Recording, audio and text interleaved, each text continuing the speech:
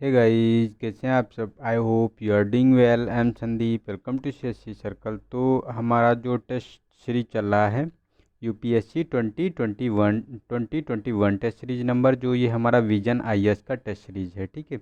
तो इसमें हम टेस्ट नंबर 27 पे हैं और इसका जो फर्स्ट पार्ट हम लोगों ने सॉल्व कर लिया है, ये सेकेंड पार्ट है, ठीक है। और इससे पहले हम लोगों ने 26 टेस्ट कंप्लीट कर लिए हैं। तो अगर आप लोगों ने पुराने वीडियो नहीं देखे हैं तो मेरी यूट्यूब चैनल के प्लेलिस्ट में जाएं, आपको सारे वहाँ पे वीडियो मिल जाएंगे, तो वहाँ से आप सारे के सारे वीडियो देख सकते हैं, ठीक है।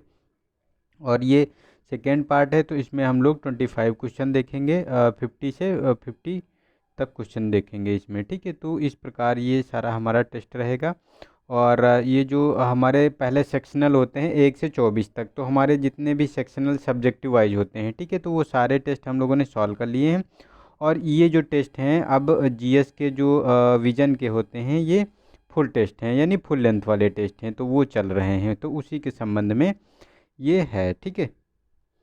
देखते हैं, चलते हैं हम क्वेश्चन नंबर 26 पे, ठीक है। तो इसमें 26 नंबर में अगर हम बात करें तो इसमें देखो जल संधियाँ दी हुई हैं और किस किस के मध्य उनकी अवस्थिति है उसके बारे में हमको मिलान करना है, ठीक है, मतलब सुमेलित करना है। तो हरमुज संधि की बात करें तो ईरान और इराक, और सेकंड मलक्का संधि की बात करें तो इसमें ऑस्ट्रेलिया और इंडोनेशिया है, और थर्ड है हमारा बेरिंग संधि, ठीक है।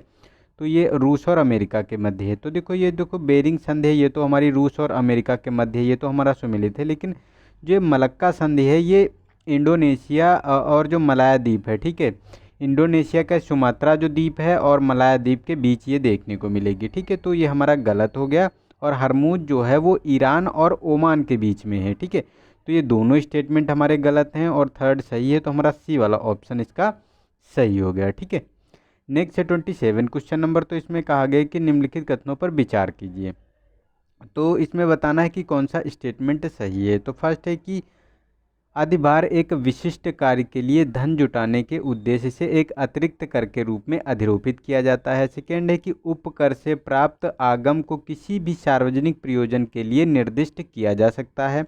और थर्ड है कि अधिभार और उपकर दोनों से प्राप्त राजस्व पर केंद्र सरकार का अनन्य अधिकार होता है। तो देखो ये थर्ड स्टेटमेंट तो सही है, क्योंकि अधिभार जो उपकर होते हैं इसमें क्या होता है कि ये सेंटर के पास रहते हैं, ये मतलब स्टेट के साथ ये शेयर नहीं करते हैं, ठीक है।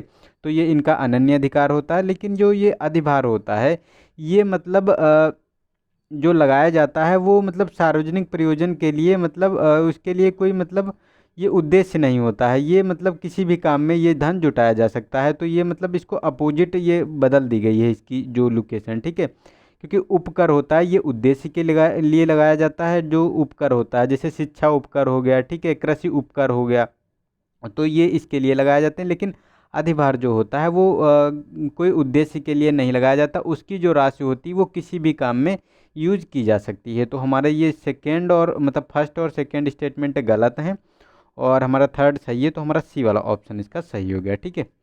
नेक्स्ट है हमारा 28 क्वेश्चन नंबर। तो इसमें बताना है कि संयुक्त संसदीय समिति यानी ज्वाइंट जो ये समिति होती है, ठीक है, उसके बारे में हमको बताना है कि कौन सा स्टेटमेंट सही है। तो फर्स्ट है कि यह एक तदर्थ निकाय है जिसे संसद के समकक्ष प्रस्तुत किसी विशेष विधेयक की जांच के लिए गठित किया जाता है। और सेकंड है कि यह जो जांच प्रक्रिया के दौरान जो ये जेपीसी है यानी जो संयुक्त संसदीय समिति मौखिक या लिखित रूप से साक्ष्य एकत्र करने के लिए अधिकृत होती है। और थर्ड है कि इसमें राज्यसभा के सदस्यों की तुलना में लोकसभा के सदस्य की संख्या जो होती है वो दोगुनी होती है।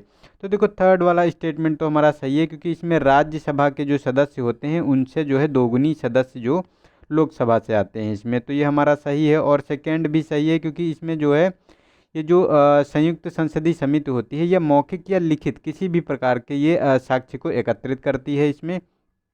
सेकंड भी हमारा स्टेटमेंट सही है और फर्स्ट भी सही है, क्योंकि एक तदर्थ निकाय जिसे संसद के समक्ष किसी विशेष विधेयक की जांच के लिए इसको गठित किया जाता है, ठीक है। तो ये तीनों स्टेटमेंट हमारे सही हैं, तो हमारा डी वाला ऑप्शन इसका सही हो गया। नेक्स्ट है हमारा 29 क्वेश्चन नंबर। तो इसमें कहा गया कि निम्नलिखित भाषाओं पर विचार कीजिए। तो फर्स्ट है कि पाली, सेकेंड है अंग्रेजी, और थर्ड है डोगरी, और फोर्थ है संस्कृत भाषा। तो इसमें बताना है कि भाषाओं में किसको भारतीय संविधान की 8वीं अनुसूची में मान्यता दी गई है।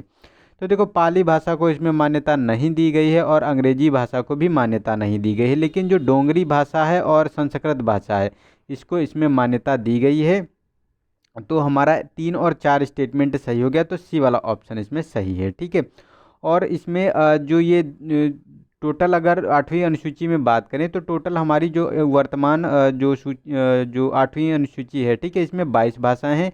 लेकिन शुरुआत में जब संविधान इम्प्लीमेंट हुआ था, ठीक है, तो जब बनकर तैयार हुआ था तब 14 भाषाएं ही थी। उसके बाद इसमें संशोधन करके इंक्लूड की गई हैं। ठीक है। तो हमारा सी वाला ऑप्शन सही हो गया। नेक्स्ट है 30 क्वेश्चन नंबर। तो इसमें कहा गया कि कभी कभी सुर्खियों में देखा जाने वाला मैड्रिड सिद्धांत संबंधित है। तो फर्स्ट ए ऑप्शन है हमारा नागोर्नो नागोर्नो काराबाख संघर्ष से प्रस्तावित शांति समझौते से है। और बी है कि हमारा मध्यस्थता के माध्यम से अंतर्राष्ट्रीय वाणिज्यिक विवाद को हल करने से है। और सी है कि वैश्विक प्रवासी और शरणार्थी संकट के लिए प्रस्तावित समाधान से है। और डी है कि UN CCC की COP25 बैठक की जलवायु परिवर्तन का शमन करने के लिए प्रस्तावित उपाय से है। ठीक है। तो अगर इसमें हम बात करें तो देखो, हमारा जो पहला स्टेटमेंट सही है, क्योंकि जो ये मैड्रिड सिद्धांत था ये नागोर्ना जो काराबाख संघर्ष था इसी से संबंधित था, क्योंकि ये अभी जो आर्मेनिया और अजरबैजान के मध्य ये मतलब संघर्ष चल रहा था। तो उसी के संबंध में ये जो मैड्रिड सिद्धांत होता है ये क्या करता है कि मीडिएटर का काम करता है। इसमें मतलब जो भी संघर्ष चल रहे होते हैं तो उसमें ख़त्म करने का काम करता है। तो यही इसीलिए हाल ही में इसीलिए ये न्यूज़ में रहा है। तो इनके बीच ये संघर्ष को समाप्त करने की मतलब वार्ता की गई है। ठीक है।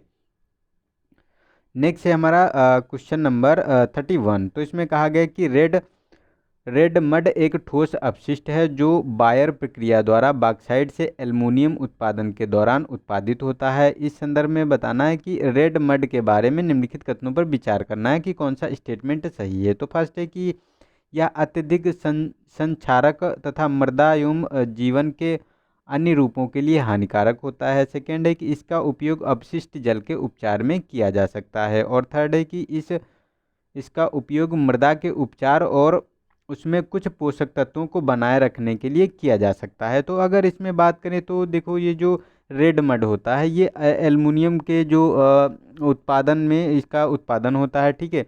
उसी का बाई प्रोडक्ट निकलता है। तो ये उसी के उत्पादन के दौरान उत्पादित होता है। मतलब जो एल्युमिनियम बनाया जाता है बॉक्साइट से एल्युमिनियम, उसी का ये बाई प्रोडक्ट है। ठीक है। उसी के संबंध में है। तो देखो, ये देखो पहला स्टेटमेंट तो सही है, क्योंकि ये संक्षारक मृदा एवं जीवन दोनों के लिए हानिकारक होता है। और इसका उपयोग जो है अपशिष्ट जल के उपचार में किया जाता है। और इसका उपयोग मृदा के उपचार तथा उसमें कुछ पोषक तत्वों को बनाए रखने के लिए किया जा सकता है। तो मतलब इसका इस्तेमाल किया जा सकता है कुछ हद तक। ठीक है। तो ये तीनों स्टेटमेंट सही हैं रेड मड के बारे में। तो हमारा ए वाला ऑप्शन सही हो गया। और ये न्यूज में क्यों है, क्योंकि अभी जो ये हिंडाल्को है जो एल्युमिनियम कंपनी, ठीक है, इसके द्वारा सबसे ज़्यादा यानी 100% रेड मड का प्रयोग किया गया है। तो इसीलिए ये न्यूज में है। ठीक है। नेक्स्ट है 32। तो कंपनी अधिनियम 2013 के तहत निगमित सामाजिक दायित्व यानी CSR जो कॉरपोरेट सोशल रिस्पॉन्सिबिलिटी के नए नियमों के संदर्भ में बताना है कि कौन सा स्टेटमेंट सही है। तो फर्स्ट है कि किसी कंपनी को एक पंजीकृत सार्वजनिक न्यास या एक पंजीकृत सोसाइटी के माध्यम से अपना CSR कार्यान्वयन करने की अनुमति है। और सेकेंड है कि CSR प्रावधानों का अनुपालन न करने को कोई आपराधिक मामला बनाया गया है। तो मतलब CSR का अगर मतलब पालन नहीं करते हैं आप तो उसके लिए आपराधिक मामला है, तो नहीं, ये गलत है। आपराधिक मामला ये गैर आपराधिक मामले के अंतर्गत आता है। तो ये गलत है हमारा। लेकिन फर्स्ट वाला सही है, क्योंकि अगर कोई भी पंजीकृत सार्वजनिक न्यास या पंजीकृत सोसाइटी के माध्यम से आप जो है CSR को खर्च कर सकते हैं। ठीक है। जैसे ट्रस्ट चलते रहते हैं कि टाटा के कितने ट्रस्ट चल रहे हैं, तो ये अपने मतलब ट्रस्ट के माध्यम से CSR का यूज़ करते हैं। ठीक है।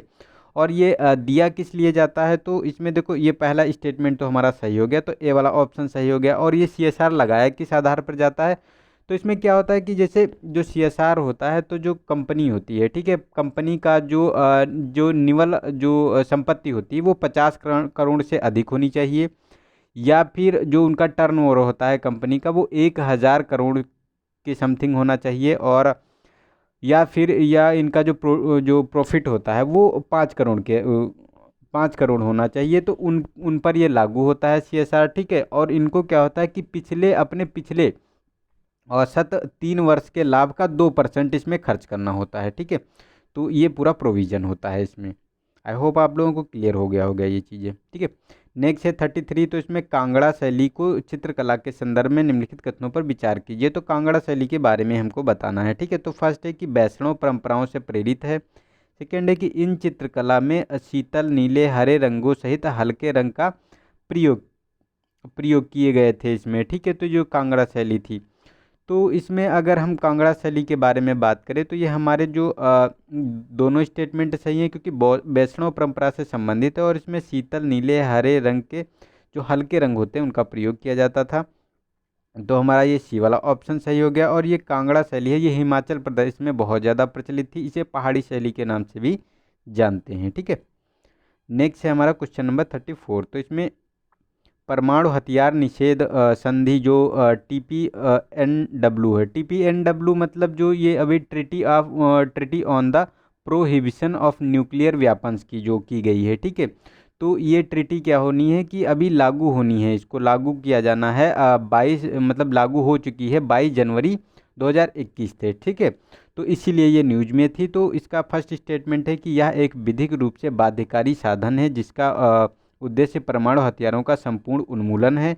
और सेकेंड है कि यह संयुक्त राष्ट्र के तत्वाधान में कार्य करती है। और थर्ड है भारत ने इस संधि पर हस्ताक्षर करने के साथ इसकी अभिपुष्टि भी की है। तो देखो ये इसमें जो है इंडिया ने पार्टिसिपेट नहीं किया है, क्योंकि ये विरोध कर रहा था, क्योंकि इंडिया के पास कोई वेपन है नहीं बहुत ज़्यादा। लेकिन ये जो यूरोपीय कंट्री है, USA है, फ्रांस है, रसिया है, ये लोग काफ़ी बना रखे हैं। तो आप कह रहे हैं कि उसको निशस्त्रीकरण करना, तो इसीलिए इंडिया के पास जो है, अब पाकिस्तान को देखते ही हो आप लोग हो, और चाइना है, ठीक है।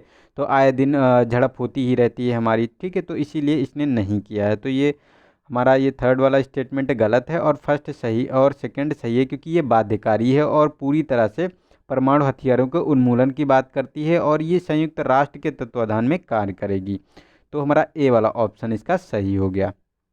नेक्स्ट है 35। तो इसमें कहा गया कि प्रायः सुर्खियों में रहने वाला पद पार्ट NIR यानी पार्ट NIR निम्नलिखित में से किनके मामलों को संदर्भित करता है। तो ए ऑप्शन है ब्रिक्स, बी है G20, सी UNCCC और IMF। तो देखो ये जो पार्ट NIR था तो ये ब्रिक्स से संबंधित था। ये ब्रिक्स की अभी 5th मीटिंग देखने को मिली थी जो उद्योग मंत्रियों की हुई थी, उसी में ये पार्ट NIR लाया गया था।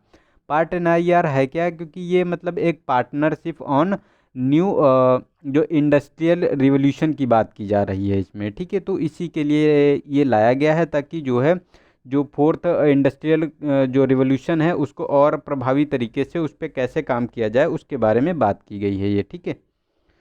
नेक्स्ट है 36 क्वेश्चन। नेक्स्ट है 36 क्वेश्चन नंबर। तो इसमें कहा गया कि पारिस्थितिकी तंत्र में अवसादी पोषक तत्व चक्र के संदर्भ में बताना है कि कौन सा स्टेटमेंट सही है। तो फर्स्ट है कि अवसादी पोषक तत्व चक्र प्रकृति में अपूर्ण होते हैं, क्योंकि कुछ पोषक तत्व चक्र से बाहर और पुनः चक्रण के लिए अनुपलब्ध हो जाते हैं, ठीक है। और सेकेंड है कि कार्बन नाइट्रोजन चक्र अवसादी पोषक तत्वों के चक्र के उदाहरण हैं। तो देखो कार्बन और नाइट्रोजन जो होते हैं ये अवसादी चक्र के ये उदाहरण नहीं है, ये आपको गैसीय चक्र के देखने को मिलेंगे। लेकिन अगर अवसादी चक्र के बारे में बात करें तो सल्फर और फास्फोरस जो ये अवसादी चक्र के उदाहरण होते हैं। तो ये हमारा गलत हो गया और फर्स्ट वाला सही है, क्योंकि अवसादी पोषक तत्व चक्र प्रकृति में अपूर्ण होते हैं, क्योंकि कुछ पोषक तत्व चक्र से बाहर और पुनः चक्रण के लिए अनुपलब्ध होते हैं। तो ये हमारा फर्स्ट वाला ऑप्शन सही हो गया, ए वाला, ठीक है। नेक्स्ट है हमारा क्वेश्चन नंबर 37। तो इसमें रसायन संश्लेषण यानी जो केमोसिंथेसिस के बारे में बताना है कि कौन सा स्टेटमेंट सही है, ठीक है। तो यह एक ऐसी प्रक्रिया है जिसमें सूर्य के प्रकाश की अनुपस्थिति में अकार्बनिक रसायनों की अभिक्रिया से ऊर्जा प्राप्त होती है। सेकेंड है कि इस प्रक्रिया का उपयोग महासागरों और अंतर्देशीय जल निकायों दोनों में रहने वाले सजीवों द्वारा किया जाता है, ठीक है। तो इसमें कौन सा स्टेटमेंट सही है ये हमको बताना है। तो देखो ये दोनों स्टेटमेंट सही है, क्योंकि जो महासागरों और अंतर्देशीय जल निकायों में जीव रहते हैं इसका प्रयोग करते हैं जो कीमोसिंथेसिस कीमोसिंथेसिस का, ठीक है, यानी रसायन संश्लेषण का। और ये एक ऐसी कार्बनिक प्रक्रिया है जो सूर्य के प्रकाश की अनुपस्थिति में कार्बनिक रसायनों की अभिक्रिया से ऊर्जा प्राप्त करते हैं, ठीक है। तो ये दोनों स्टेटमेंट सही है हमारे, तो हमारा सी वाला ऑप्शन सही हो गया। नेक्स्ट है हमारा क्वेश्चन नंबर 38। तो अल्लूरी सीताराम राजू के नेतृत्व में प्रारंभ रंपा विद्रोह के संदर्भ में बताना है कि कौन सा स्टेटमेंट सही है। तो फर्स्ट है कि विद्रोह राजमहल की पहाड़ियों के क्षेत्र में हुआ था, और सेकंड है कि इसने असहयोग आंदोलन के दौरान जो असहयोग आंदोलन के आरंभ का मार्ग प्रशस्त कर आदिवासी युवाओं को आंदोलन में भागीदारी करने हेतु संगठित किया गया था। तो देखो ये गलत है। असहयोग आंदोलन जो ये चौरी चौरा घटना हुई थी, जब वो स्थगित कर दिया गया था, तो उसी समय ये बहुत ज़्यादा अपने चरम स्तर पर था। और इसमें ये गोदावरी का जो क्षेत्र था, ठीक है, गोदावरी के उत्तर में वहाँ पे ये आंदोलन देखने को मिला था, और ये अर्ध आदिवासी आंदोलन था, ठीक है। तो ये दोनों स्टेटमेंट हमारे गलत हैं, तो हमारा जो डी वाला ऑप्शन इसका सही हो गया, ठीक है। नेक्स्ट है हमारा 39। तो इसमें हाल ही में भारत के कई राज्यों ने धार्मिक संपरिवर्तन को विनियमित करने और धार्मिक संपरिवर्तनों के विभिन्न प्रकारों का प्रतिषेध करने वाली विधियों को प्रख्यापित किया है। इस संदर्भ में बताना है कि कौन सा स्टेटमेंट सही है। तो फर्स्ट है कि भारतीय संविधान में व्यक्ति को अपने धर्म के चयन की स्वतंत्रता की मूल जो व्यक्ति का धर्म है, ठीक है, धर्म के चयन की स्वतंत्रता की मूल अधिकार के रूप में गारंटी प्रदान की गई है। और सेकंड है कि अभी तक भारत में राष्ट्रीय स्तर पर धार्मिक संपरिवर्तन रोधी कोई विधि अधिनियमित नहीं की गई है। तो ये तो हमारा सही है कि अभी तक कोई विधि अधिनियमित नहीं इसमें की गई है। और इसमें जो है व्यक्ति को अपने धर्म के चयन की स्वतंत्रता की मूल अधिकार के रूप में गारंटी प्रदान की गई है।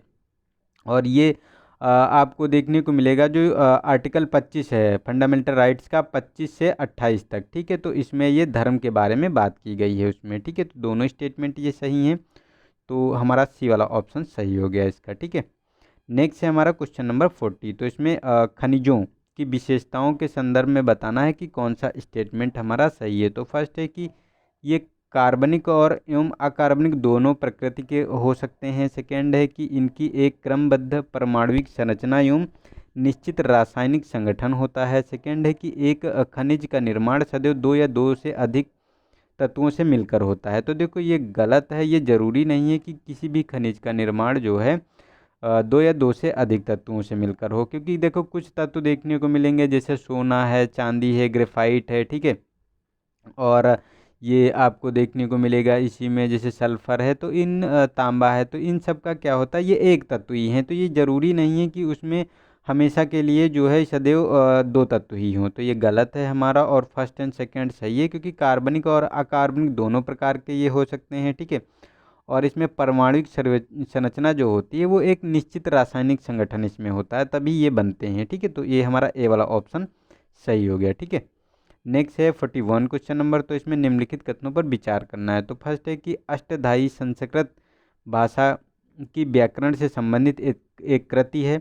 और सेकंड है कि सूर्य सिद्धांत नामक कृति में युद्ध के नियमों का वर्णन किया गया है। और थर्ड है बृहत संहिता खगोल शास्त्र का एक विश्वकोश है। तो देखो बृहत संहिता तो खगोल शास्त्र का विश्वकोश है, तो ये हमारा सही है। और फर्स्ट वाला भी सही है, क्योंकि अष्टधाई संस्कृत भाषा की व्याकरण से संबंधित एक कृति है। लेकिन ये सेकंड वाला गलत है, क्योंकि जो सूर्य सिद्धांत है ये भी खगोल से संबंधित है, खगोल विज्ञान से। इसमें नक्षत्र, चंद्रमा और इन सब के बारे में बात की गई है, ठीक है। तो ये गलत है हमारा, इसमें ये कोई युद्ध का वर्णन नहीं है इसमें, ठीक है। तो हमारा एक और तीन सही है, तो सी वाला ऑप्शन इसका सही हो गया।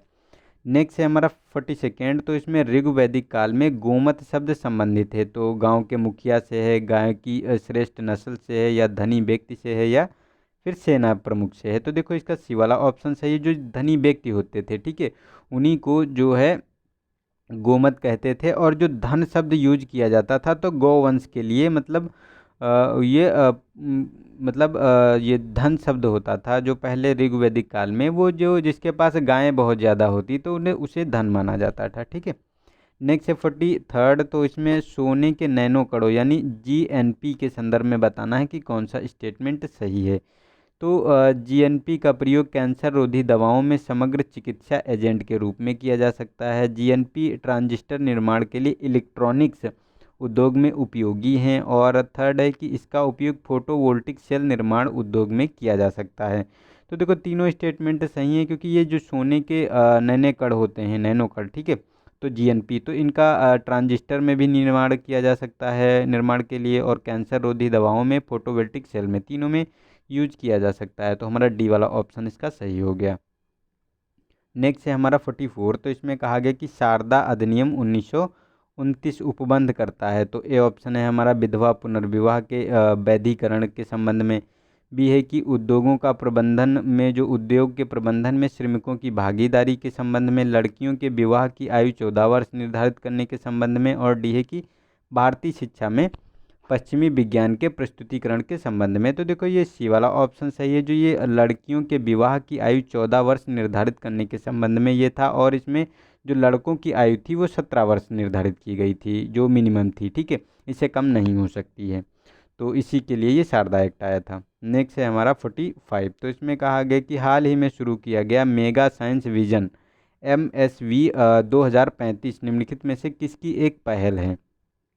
तो फर्स्ट है कि ए ऑप्शन विज्ञान एवं प्रौद्योगिकी मंत्रालय की, सेकेंड है कि नीति आयोग की, और थर्ड है कि भारत सरकार का प्रधान वैज्ञानिक सलाहकार कार्यालय, और डी है कि वैज्ञानिक और औद्योगिक अनुसंधान परिषद की। तो इसमें देखो सी वाला ऑप्शन सही है, क्योंकि इसमें जो भारत सरकार का प्रधान वैज्ञानिक सलाहकार कार्यालय का इसमें संबंध है, ठीक है, इसके द्वारा ये चलाया जा रहा है, ताकि जो ये परियोजनाएं होती हैं, जो मेगा विज्ञान परियोजनाएं होती हैं, उनको और प्रभावी तरीके से उनको बनाया जा सके, उसमें सलाह मशवरा करके उनको भागीदारी दी जाए, कई प्रकार के उसमें लोगों को शामिल किया जाए, ताकि उनको और प्रभावी तरीके से इम्प्लीमेंट किया जाए, ठीक है। नेक्स्ट है 46 क्वेश्चन नंबर। तो इसमें स्व प्रतिरक्षा रोग का सर्वश्रेष्ठ वर्णन करता है। तो ए ऑप्शन है ऐसी स्थिति यह एक ऐसी स्थिति है जिसमें किसी व्यक्ति के शरीर में श्वेत रक्त कणिकाओं की, जो श्वेत रक्त कोशिकाओं की संख्या कम हो जाती है। बी है यह एक ऐसी स्थिति है जिसमें प्रतिरक्षा तंत्र गलती से शरीर के स्वस्थ ऊतकों पर हमला कर देता है। और थर्ड है कि ये सी ऑप्शन, यह एक ऐसी स्थिति है जिसमें श्वेत रक्त कोशिकाएं अपनी संख्या बढ़ाकर लाल रक्त कोशिकाओं और प्लेटलेट्स, जिनकी आवश्यकता शरीर में स्वस्थ बने रहने के लिए होती है, बाहर कर देती है। और डी है कि प्रतिरक्षा तंत्र के संक्रमण सक्रियण में कमी की स्थिति होती है इसमें। तो इसमें अगर हम बात करें तो देखो ये एक ऐसी स्थिति होती है जिसमें क्या होता है कि प्रतिरक्षा तंत्र गलती से शरीर के स्वस्थ ऊतकों पर हमला करने लगता है, इसमें उसी को स्व प्रतिरक्षा रोग कहते हैं, ठीक है। तो हमारा ये बी वाला ऑप्शन इसका सही है। नेक्स्ट है हमारा 47। तो इसमें कहा गया कि जैव विविधता और पारिस्थितिकी तंत्र सेवाओं पर अंतर सरकारी विज्ञान नीति मंच IPBES के संदर्भ में बताना है कि कौन सा स्टेटमेंट सही है। तो फर्स्ट है कि यह एक स्वतंत्र अंतर सरकारी निकाय है जिसकी स्थापना देशों द्वारा जैव विविधता के संरक्षण और साधारणीय उपयोग के लिए जैव विविधता और पारिस्थितिकी तंत्र सेवाओं पर विज्ञान नीति इंटरफेस को मजबूत करने हेतु की गई है। सेकेंड है कि वर्ष 2012 में इसकी स्थापना के समय से भारत इसका एक सदस्य है, ठीक है। तो इसमें बताना है कि कौन सा स्टेटमेंट इसमें सही है। तो ये तो सेकेंड तो सही है, क्योंकि भारत इसकी स्थापना के समय से ही इसका सदस्य है और इसकी स्थापना 2012 में की गई थी, ठीक है। और फर्स्ट वाला भी सही है, क्योंकि ये एक स्वतंत्र अंतर सरकारी निकाय होता है जिसमें स्थापना देश जैव विविधता संरक्षण के साधारणीय उपयोग के लिए जैव विविधता और पारिस्थितिकी तंत्र सेवाओं पर जो विज्ञान नीति इंटरफेस को मजबूत करने के हेतु की गई है इसकी, ठीक है। तो ये दोनों स्टेटमेंट सही है, तो हमारा सी वाला ऑप्शन इसका सही हो जाता है, ठीक है। नेक्स्ट है हमारा क्वेश्चन नंबर 48। तो इसमें कहा गया कि सीमित दायित्व भागीदारी यानी LLP के संदर्भ में बताना है कि कौन सा स्टेटमेंट सही है इसमें, ठीक है। तो LLP जो संरचना के तहत भागीदार रहते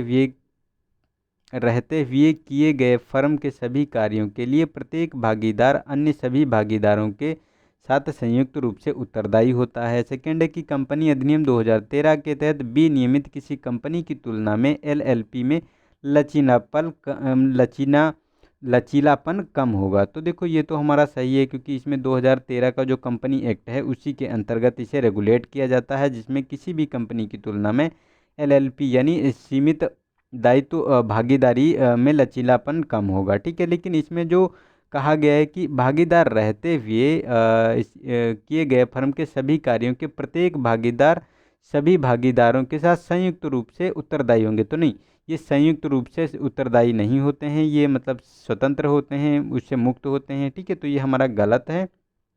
तो हमारा सेकेंड ऑप्शन सही हो गया इसका, बी वाला ऑप्शन। ठीक है, नेक्स्ट है हमारा 49 क्वेश्चन नंबर। तो भूकंप विज्ञान के संदर्भ में बताना है कि कौन सा स्टेटमेंट सही है। तो फर्स्ट है कि भूकंपीय अंतराल एक भ्रंश का खंड होता है जिसमें अतीत में भूकंप उद्गमित हुए हैं, लेकिन वर्तमान में निष्क्रिय स्थिति में होता है। ठीक है, और सेकेंड है कि बेनी ऑफ जोन किसी प्रविष्ट क्षेत्र यानी सबडक्शन जो जोन होता है के भीतर भूकंपीय रूप से सक्रिय भूमिगत क्षेत्र होता है। तो इसमें देखो ये तो बेनी ऑफ जोन वाला जो क्षेत्र होता है, जैसे जहाँ भूकंप वाला क्षेत्र होता है वहीं के जो नीचे क्षेत्र स्थित होता है उसे बेनी ऑफ जोन बोलते हैं। ठीक है, तो ये हमारा सही है, और फर्स्ट वाला भी सही है, क्योंकि भूकंपीय अंतराल एक भ्रंश का खंड होता है। ठीक है, तो जिससे अतीत में भूकंप उद्गमित हुए हैं, मतलब वहाँ पे भूकंप हुआ है, आया है, लेकिन उसके बाद वो निष्क्रिय अवस्था में बने हुए हैं। ठीक है, तो ये हमारा सी वाला ऑप्शन सही हो गया, दोनों स्टेटमेंट सही हैं। और नेक्स्ट है हमारा 50 क्वेश्चन नंबर। तो इसमें हाइड्रोजन को ईंधन के रूप में प्रयोग करने के लिए निम्नलिखित में से कौन से लाभ होंगे। ठीक है, तो फर्स्ट है कि इसका ऊर्जा घनत्व गैसोलीन की तुलना में अधिक होता है। सेकेंड है कि इसका उत्पादन स्थानीय रूप से कोयला, जैवभार या जल में से किया जा सकता है। थर्ड है कि इसका आंतरिक दहन ईंधन में प्रत्यक्ष ईंधन के रूप में प्रयोग किया जा सकता है। तो बताना है कौन सा स्टेटमेंट इसमें सही है। तो देखो ये तीनों स्टेटमेंट सही है, क्योंकि ऊर्जा घनत्व गैसोलीन की तुलना में अधिक होता है इसका जो हाइड्रोजन ईंधन होता है। ठीक है, और इसका उत्पादन स्थानीय रूप से कोयला, जैवभार या जल से किया जा सकता है, और आंतरिक दहन इंजन में प्रत्यक्ष ईंधन के रूप में भी इसका उपयोग हो सकता है। ठीक है, तो इजीली हम लोग इसको यूज़ कर पाएंगे। तो हमारा डी वाला ऑप्शन सही हो गया, तीनों स्टेटमेंट सही हैं। ठीक है, तो आज के लिए इतना ही, और अगर वीडियो अच्छा लगा है तो इसे लाइक करें और अपने दोस्तों को शेयर करें। ठीक है, और अगर कोई क्वेरी हो तो आप लोग कमेंट बॉक्स में पूछ सकते हैं। ठीक है, तो मैं ज़रूर उसका आंसर दूंगा। और देखो यार, ये चैनल कोई पेड वेड नहीं होगा, कभी भी पेड नहीं होगा। ठीक है, आप परेशान मत होइए।